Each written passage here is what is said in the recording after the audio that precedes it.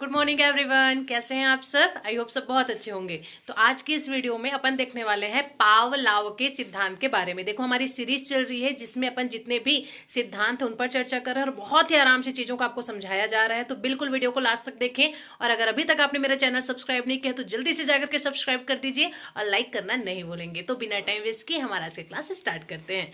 चलिए, बताया हमारी अभी सीरीज चल रही है जिसमें अब सिद्धांत के बारे में पढ़ रहे हैं। तो आज अपने को देखना है पावलोव का सिद्धांत। हम पढ़ रहे हैं बच्चे अधिगम के बारे में।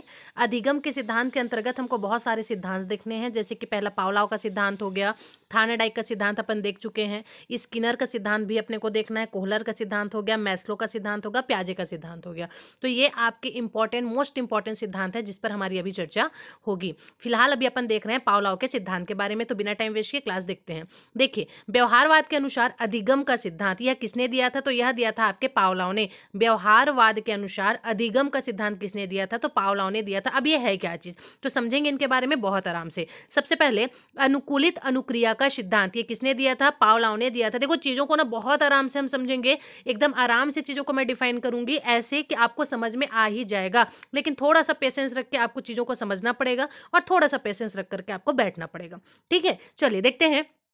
तो पावलोव ने क्या सिद्धांत दिया था भाई? तो इन्होंने दिया था अनुकूलित अनुक्रिया का सिद्धांत। क्या दिया था? अनुकूलित अनुक्रिया का सिद्धांत। यहां से एक प्रश्न बन जाता है कि अनुकूलित अनुक्रिया के प्रतिपादक कौन है? तो यहां पर सीधा सीधा आंसर आपका हो जाएगा पावलोव महोदय हैं। पावलोव महोदय कहां के रहने वाले हैं भाई? तो ये रूस के रहने वाले हैं और 1904 में इन्होंने यह सिद्धांत दिया था। अब यहां से एक प्रश्न और बन जाता है कि जो पावलोव है वो किस प्रकार के शास्त्री हैं? जैसे कि मनोवैज्ञानिक नहीं आया मान लीजिए, तो यहां पर एक ऑप्शन में रहेगा शरीर शास्त्री। तो आपको याद रखना है जो पावलोव है वो एक शरीर शास्त्री थे। शरीर शास्त्री थे, ये क्यों कहा जा रहा है? ये इसलिए कहा जा रहा है बच्चे क्योंकि इन्होंने एक शरीर पर शोध किया था। और कौन से शरीर पर शोध किया था? तो एक कुत्ते की बॉडी पर इन्होंने शोध कार्य किया था। इसी वजह से पावलोव को शरीर शास्त्री भी कहा जाता है। तो आपको याद रखना है। तो पावलोव कौन थे? पावलोव एक शरीर शास्त्री थे आपके, जिन्होंने कुत्ते की लार ग्रंथि पर प्रयोग किया था। Very very very very important है ना, आपको ध्यान रखना है। पावलोव कौन है? तो ये एक शरीर शास्त्री थे। इन्होंने किस पर प्रयोग किया? तो उन्होंने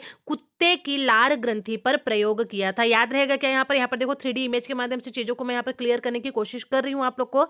तो हम देख रहे हैं पावलोव के सिद्धांत के बारे में। 1904 में रूस के रहने वाले हैं जिन्होंने अनुकूलित अनुक्रिया का सिद्धांत दिया था। और इन्होंने किस पर प्रयोग किया था? तो कुत्ते की लार ग्रंथि पर प्रयोग किया था। इस वजह से इनको शरीर शास्त्री भी कहा जाता है। चलिए आगे बात करेंगे अनुकूलित अनुक्रिया का सिद्धांत। अब है क्या चीज, इसके बारे में बताती हूँ। तो अनुकूलित अनुक्रिया के सिद्धांत पर जाने से पहले मैं पावलोव जी के बारे में थोड़ी सी बातें कर लेते हैं ना, जहां से आपके एग्जाम में क्वेश्चन बन जाते हैं। सबसे पहले पावलोव ये रहने कहाँ के वाले थे? तो बच्चे ये रूसी वैज्ञानिक थे, रूस के रहने वाले थे। 1904 में इन्हें नोबेल का पुरस्कार मिला था। Very very very important. Pavlov कौन है? तो शरीर शास्त्री थे, मैंने आपको बताया। कहाँ के रहने वाले हैं? तो ये रूसी वैज्ञानिक है, रूस के रहने वाले हैं। 1904 में इनको नोबेल का पुरस्कार मिला था। इन्होंने किस पर प्रयोग किया था? तो कुत्ते पर प्रयोग किया था।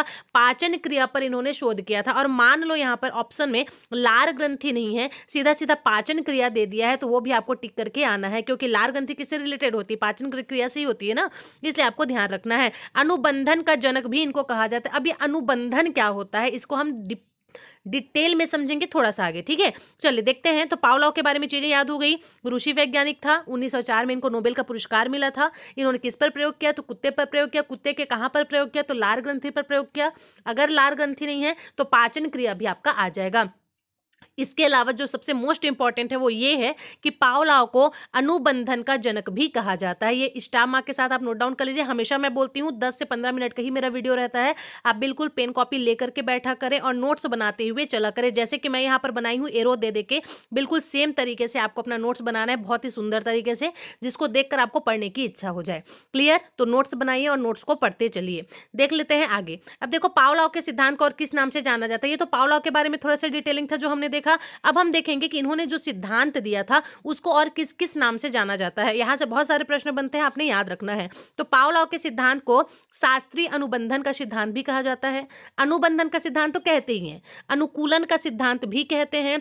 क्लासिकल थ्योरी आया हो एग्जाम में, क्लासिकल थ्योरी का सिद्धांत किसने दिया था? तो आपने याद रखना है, क्लासिकल थ्योरी का जो सिद्धांत है वो पावलोव ने दिया था। अधिगम का प्राचीन सिद्धांत या परंपरागत सिद्धांत बोल सकते हैं। प्राचीन सिद्धांत को ही परंपरागत सिद्धांत भी कहा जाता है।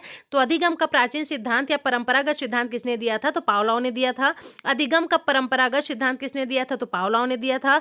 चीर सम्मक का सिद्धांत किसने दिया था? तो पावलोव ने दिया था। इन्हीं के सिद्धांत के नाम है जो आपको याद करना है, जैसे भी याद करो पर करना पड़ेगा, ठीक है। तो पावलोव के सिद्धांत को अनुबंधन का सिद्धांत कहा जाता है। अनुबंधन का सिद्धांत इन्होंने दिया था। अनुकूलन का सिद्धांत दिया था। क्लासिकल थ्योरी मोस्ट इंपॉर्टेंट है बच्चे, याद रखना है।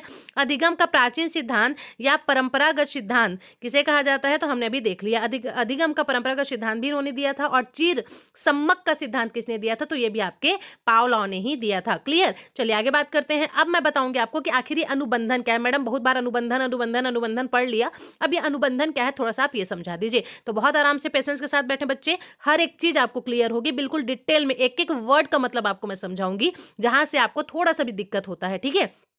चलिए देखते हैं अनुबंध से आशय क्या है। तो देखिए, पुनरावृत्ति के आधार पर निर्मित क्रिया ही अनुबंधन कहलाती है। क्या बोला जा रहा है? पुनरावृत्ति के आधार पर निर्मित क्रिया को ही हम अनुबंधन कहते हैं। इसका मतलब क्या समझे? नहीं समझ आया? कोई बात नहीं है। पुनरावृत्ति का मतलब होता है बच्चे बार बार रिपीट करना, जो रिपीटेशन की क्रिया होती है ना, उसे हम पुनरावृत्ति कहते हैं। अब यहाँ पर बोल रहा है कि पुनरावृत्ति के आधार पर निर्मित क्रिया ही अनुबंधन कहलाती है। एक शब्द में अगर मैं बताऊं तो अनुबंधन का मतलब होता है संबंध से। जैसे मान लीजिए एक ही चीज बार बार रिपीट हो रही है तो आपको उसकी आदत लग जाती है। आपको उसकी आदत लग जाती है मतलब क्या? जैसे कि कोई बच्चा मान लो स्कूल गया हुआ है, अब स्कूल में वो आराम से पढ़ाई कर रहा है, जब छुट्टी की बेल बजती है तो उसको पता है कि हाँ भाई अब छुट्टी की बेल बज गई, मतलब अब हमारी छुट्टी होने वाली है। मतलब मान लो 5 मिनट पहले बेल बजती है, जो इस चीज का सूचक होता है कि 5 मिनट बाद आपकी छुट्टी होगी। तो बच्चा शुरू दिन गया तो उसको समझ नहीं आया, दूसरा दिन गया तो उसको समझ नहीं आया, तीसरा दिन गया तो उसको समझ नहीं आया, लेकिन चौथे दिन से उसकी हैबिट हो जाएगी कि हाँ भाई घंटी बजी है, मतलब 5 मिनट बाद हमारी छुट्टी हो जाएगी। वो एकदम अपना बैग पैक करके रेडी हो जाता है।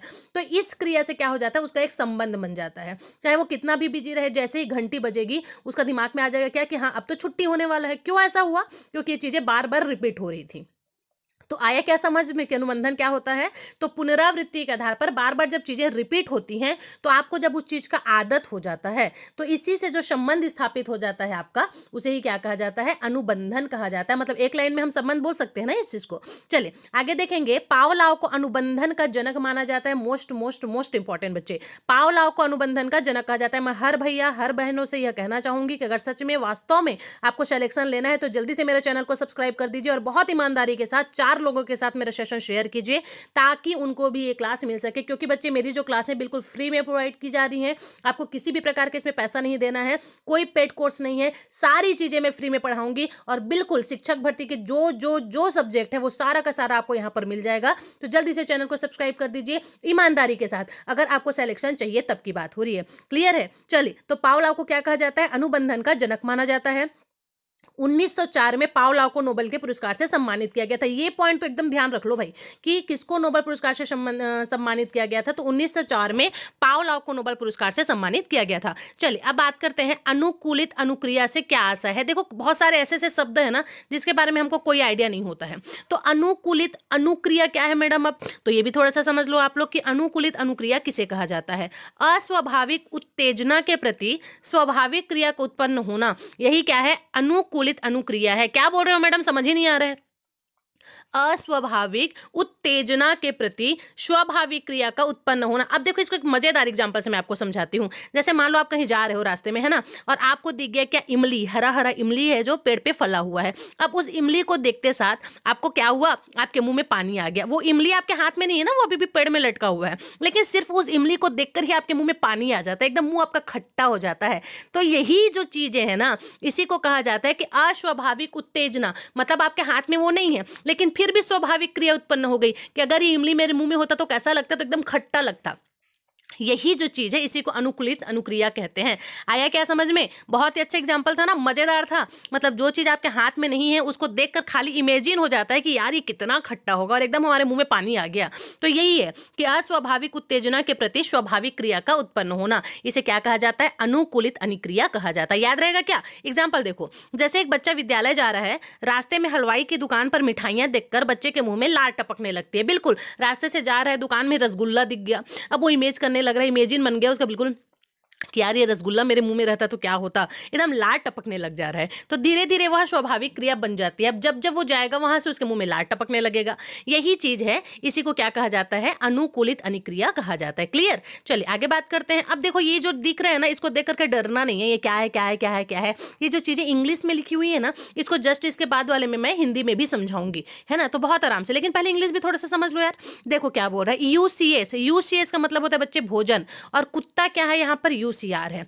तो ये क्या बताया जा रहा है, भोजन को अगर आप कुत्ते के सामने रख दोगे, अगर भोजन, यहाँ पर देखो इमेज दिख रहा है ना कुत्ते का, अगर मान लो कोई भोजन है जिसको आप कुत्ते के सामने रख दोगे तो कुत्ते को क्या होने लगेगा, लार आने लगेगा खाना को देख करके। तो यह क्या क्रिया होती है, यह एक स्वाभाविक क्रिया होती है। इसी को यूसीएस और यूसीआर कहा जाता है। भोजन को हम यूसीएस कहेंगे और वहीं लार को हम यूसीआर कहेंगे। ठीक है, तो याद रखना, यूसीएस भोजन हो गया और यूसीआर क्या हो गया, आपका लार हो गया। तो भोजन को जैसे ही आप कुत्ते के सामने रखोगे क्या होने लगता है, कुत्ते का लार टपकने लगता है, और ये एकदम स्वाभाविक सी क्रिया है, होती है ऐसा। दूसरा देखो सीएस, सीएस मतलब यहाँ पर घंटी बोला गया है, और यूसीएस तो आपका भोजन ही है और कुत्ता आपका यूसीआर है। तो सेकंड वाले का मतलब क्या है मैडम, नहीं समझ आया। इसका मतलब ये है बच्चे कि जब आप कुत्ते के सामने में खाना डालने जाते हो तो मान लो एक क्रिया ऐसी होती है कि पहले आप एक घंटी बजाते हैं, घंटी बजाते हैं, उसके बाद फिर जाकर आप कुत्ते को खाना डालते हैं, तब कुत्ते को खाना मिलता है। तो यह एक रूटीन में बन गया है। रूटीन में बन गया मतलब कुत्ते को यह समझ आ गया है कि हाँ अब घंटी बज गया मतलब मेरा खाना आ रहा है, और मेरा खाना आ रहा है मतलब उसके मुंह में पानी आ रहा है। तो यह भी एक स्वाभाविक क्रिया होगी। कैसे, तो धीरे धीरे उसका रूटीन बन जाएगा ना। जैसे ही आप घंटी बजाएंगे उसको समझ आ जाएगा कि मेरा खाना आ रहा है, और वहीं से उसका लार टपकना चालू हो जाता है। तो यह भी एक कैसी क्रिया होगी, यह भी एक स्वाभाविक क्रिया होगी। तीसरा पॉइंट क्या बोल रहे हैं, देखो तीसरे पॉइंट में यहाँ पर सीएस, सीएस मतलब कुत्ता को रखा गया है, और सीआर मतलब अस्वाभाविक क्रिया। सीएस मतलब यहाँ पर बोल रहे हैं बच्चे घंटी। अब पहले बार में आपने क्या किया, पहले बार में आपने भोजन को ले जाकर कुत्ते के सामने में रखा, भोजन को देखकर कुत्ते के मुंह से क्या होने लगा, लार टपकने लगा। दूसरे बार में आपने क्या किया, घंटी बजाया, और घंटी बजाने के बाद आप भोजन को रखे जिससे कुत्ते के मुंह में फिर से लार आ रहा है। अब तीसरी बार आपने क्या किया, आपने सिर्फ घंटी बजाया है, अभी आपने भोजन को उसके सामने जाकर के नहीं रखा है, लेकिन फिर भी कुत्ते के मुंह से लार आना चालू हो जाएगा। क्यों, क्योंकि उसकी हैबिट बन गई थी कि जैसे ही घंटी बजता है भाई मेरे लिए तो भोजन आता है। लेकिन इस बार आपने भोजन नहीं रखा उसके सामने ले जाकर, आपने सिर्फ घंटी बजाया है, फिर भी उसके मुंह से लार निकलना चालू हो जाता है। इसका मतलब क्या है, यह एक अस्वाभाविक क्रिया है। मतलब भोजन तो है ही नहीं ना उसके सामने, फिर भी उसके मुंह से लार निकल रहा है, तो यह स्वाभाविक कैसे होगा, यह एक अस्वाभाविक ही होगा ना। यही चीज यहां पर बताया गया। इसी को थोड़ा और मस्त समझते हैं हिंदी में। देखो यूसीआर वही है जो ऊपर पीछे हम लोग देख रहे थे। यूसीआर मतलब क्या हो गया आपका अनकंडीशनली बोल सकते हैं आप, रिस्पॉन्स, है ना। सीआर मतलब क्या हो जाता है, कंडीशनली रिस्पॉन्स बोल सकते हैं। फिर यूसीएस और सीएस सेम सेम ही है। तो ये चीज़ों को आपको समझना पड़ेगा। बाकी मैंने जिस तरीके से समझाया अगर आपको समझ आ गया तो बहुत अच्छा। यूसीआर का मतलब बस ये समझ लो कि अनकंडीशनली या फिर अनकंडीशनल्ड, ठीक है। सीआर का मतलब कंडीशनल्ड। यूसीएस, अब एस क्या है मैडम यहाँ पर, तो आपको याद रखना है बच्चे, यूसीएस का मतलब होता है अनकंडीशनल्ड स्टिमुल्स, ठीक है। और वहीं पर सीएस की अगर हम बात कर लें तो कंडीशनल्ड स्टिमुल्स, ठीक है। आप चीजों को समझिए, हिंदी में मैंने समझाने की कोशिश की है, आप समझ गए। इंग्लिश में भी आपको ये नाम खाली याद रख लेना। यूसीआर मतलब अनकंडीशनल्ड रिस्पॉन्स, यूसीएस मतलब अनकंडीशनल्ड स्टिमुल्स। बस यही जो दो चीज है जो आपको समझ लेना है।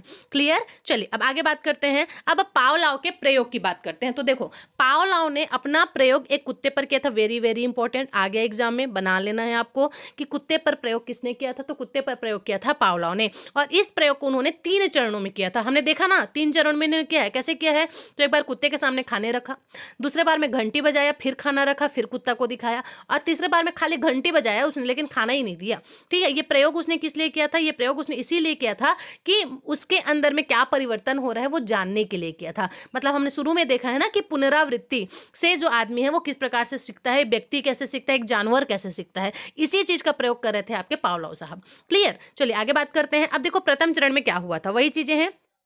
प्रथम चरण में उन्होंने भोजन रखा, भोजन को देखते ही कुत्ते का लार टपकना चालू हो गया, जो कि एक स्वाभाविक उत्तेजना है।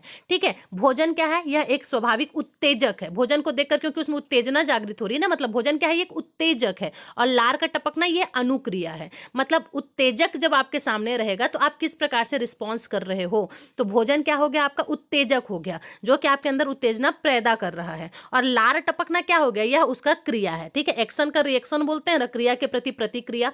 भोजन देखकर आपका लार टपकना चालू हो गया, तो यह क्या हो गया, आपका स्वाभाविक अनुक्रिया हो गया। ये पहले चरण में हुआ। दूसरे चरण में हमने क्या किया, घंटी बजाया, उसके बाद फिर भोजन को रखा। तो घंटी बजाना तो एक अस्वाभाविक क्रिया था क्योंकि पहली बार आप घंटी बजा रहे हो, लेकिन भोजन को रखना यह स्वाभाविक क्रिया था, ठीक है। और लार टपकना तो यह स्वाभाविक अनुक्रिया हो गया ना आपका। तो उत्तेजक क्या हुआ इसमें, उत्तेजक हो गया आपका वही भोजन को रखना, और आपका अनुक्रिया क्या हो गया, आपका लार का टपकना। तीसरा चरण में क्या हुआ, घंटी बजना और लार का टपकना। देखो, परंतु भोजन दिया ही नहीं ना इसको, तो यह स्वाभाविक अनुक्रिया थी लेकिन अस्वाभाविक उत्तेजक था। घंटी बजाना, इससे कोई उत्तेजित होगा क्या कि खाना मिलेगा मेरे को, नहीं ना। लेकिन घंटी बजा तो कुत्ता अभी भी उत्तेजित हो गया था लेकिन खाना उसको मिला नहीं, तो यह एक अस्वाभाविक उत्तेजक हो जाएगा। बोलो चीजें क्लियर आई कि नहीं आई, समझ आ गया क्या बोला जा रहा है। तो स्वाभाविक और अस्वाभाविक में अंतर समझना है। घंटी बजाते हुए देखकर किसी के मुंह में लार नहीं आ सकता, ये बताने की कोशिश कर रहे हैं, लेकिन फिर भी कुत्ते के मुंह में लार आया। क्यों, क्योंकि वो जान रहा था कि जैसे ही घंटी बजेगा उसके तुरंत ही बाद मुझे खाना मिलेगा, और उस खाना को सोचकर ही उसके मुंह में लार टपकने लगा। तो यह एक अस्वाभाविक क्रिया थी जो कि नहीं हो सकती थी। आया समझ में। अब बात करेंगे अनुबंधन के बारे में। देखो बच्चे, अनुबंधन क्या है, तो अनुबंधन पुनरावृत्ति के आधार पर निर्मित क्रिया ही अनुबंधन कहलाती है। पावलोव को अनुबंधन का जनक कहा जाता है। ये चीजें रिपीट हो गई हैं जो मैंने आपको भी समझाया था। आप अनुबंधन के उदाहरण देखिए कि अनुबंधन के उदाहरण को आप कैसे आराम से समझ सकते हैं। तो कक्षा में प्रयोग किया, विद्यालय की घंटी बजने पर छात्रों द्वारा अपना बस्ता बंद करना अनुबंधन। जैसे कि मैंने एग्जांपल बताया था कि जैसे ही कक्षा में क्या होता है, विद्यालय की घंटी बजती है, सभी छात्र क्या करने लगते हैं, जल्दी जल्दी जल्दी जल्दी अपना बैग पैक करने लगते हैं। क्यों, क्योंकि घंटी बज गई, अब छुट्टी होने वाली है। इस चीज का उनको आदत हो गया है कि जैसे ही घंटी बजती है हमारी छुट्टी होती है, जैसे ही घंटी बजती है हमारी छुट्टी होती है। यह एक अनुबंधन का उदाहरण है कि बार बार जब पुनरावृत्ति होती है तो उसका आपको एक आदत हो जाता है और उस पुनरावृत्ति के साथ आपका एक संबंध स्थापित हो जाता है, और इसी संबंध को आपका अनुबंधन कहा जाता है। क्लियर है। दूसरा देखो, जैसे मंदिर के सामने से जब भी आप निकलते हैं आपका सर झुक जाता है, ऐसा क्यों होता है, आपको किसी ने कहा ऐसा करने के लिए, किसी ने नहीं कहा, लेकिन ये एकदम ऑब्वियस सी बात है। चाहे आप कितने भी टेंशन में रहो, चाहे आप कितने भी गुस्सा में रहो, चाहे आप कितने भी खुश में रहो, आपका मिजाज चाहे जैसा भी हो, लेकिन अगर आप मंदिर के पास से क्रॉस कर रहे हैं तो ऑटोमेटिक आपका सिर जो है भगवान के सामने झुक जाएगा। ये क्यों होता है, तो ये एक बार हुआ होगा, 2 बार हुआ होगा, 3 बार हुआ होगा, 4 बार हुआ होगा, करते करते करते करते आपको इस बिहेवियर का एक आदत हो गया है ना। इसके साथ आपका एक संबंध स्थापित हो गया इस घटना के साथ, तो यही एक अनुबंधन है। मतलब आपका इस क्रिया के साथ जो संबंध स्थापित हुआ ना कि जब भी मैं मंदिर के सामने से गुजरूंगी मेरा सिर झुकना चाहिए, तो यह क्रिया के साथ आपका एक जो संबंध स्थापित हो गया वही आपका अनुबंधन है।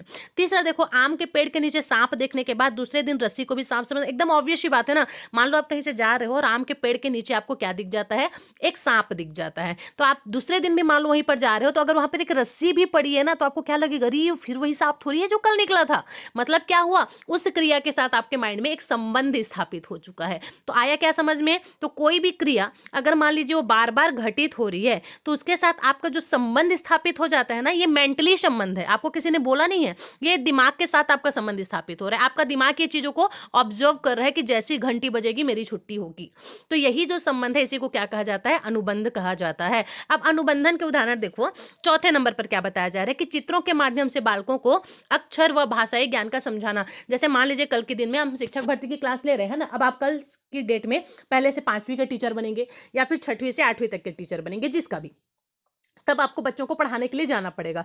तो वहां पर आप क्या प्रेफर करोगे, पहले कि बच्चों को बोल बोलकर पढ़ाने की बजाय अगर मैं अक्षरों को लिख लिख कर बच्चों को पढ़ाऊं और आराम से चीजों को समझाऊं कि ऐसे बनाते हैं ऐसे बनाते हैं, तो बच्चे ज्यादा जल्दी सीखेंगे, ये चीजें आपको समझ आ जाएंगी। और यही बताया जा रहा है कि बोर्ड में जब आप बच्चों को बताते हो कि बेटा क कैसे बनता है, तो क बनाने के लिए पहले स्टैंडिंग लाइन बनाई जाती है, फिर कर्व किया जाता है। तो 1 दिन सिखाया आपने, 2 दिन सिखाया, 3 दिन सिखाया, फिर बच्चे को उस चीज का हैबिट हो गया कि मैडम कैसे क बनाती है। आया क्या समझ में। मतलब सिंपल सा है कि जब एक ही क्रिया बार बार रिपीट होती है तो उस क्रिया के साथ हमारे दिमाग का एक संबंध स्थापित हो जाता है, और इसी क्रिया को क्या कहा जाता है, अनुबंध कहा जाता है। बोलो क्लियर हुआ कि नहीं हुआ, हो गया ना। तो यही है आपका अनुबंध, और जिसको किसने दिया था, पावलोव साहब ने दिया था। कैसे दिया था, तो कुत्ते पर इन्होंने इसका प्रयोग किया था 3 बार। एक बार भोजन रखा, एक बार घंटी बजा के भोजन रखा, एक बार सिर्फ घंटी बजाया पर भोजन नहीं रखा। तो ये चीजें हैं बच्चे, इससे बाहर तो प्रश्न प्रश्न नहीं आने वाला है। अच्छा, एक और बात मैं बता दूं, ये पूरे जितने सिद्धांत है ना, ये सिद्धांत वाला पोर्शन जैसे ही खत्म होता है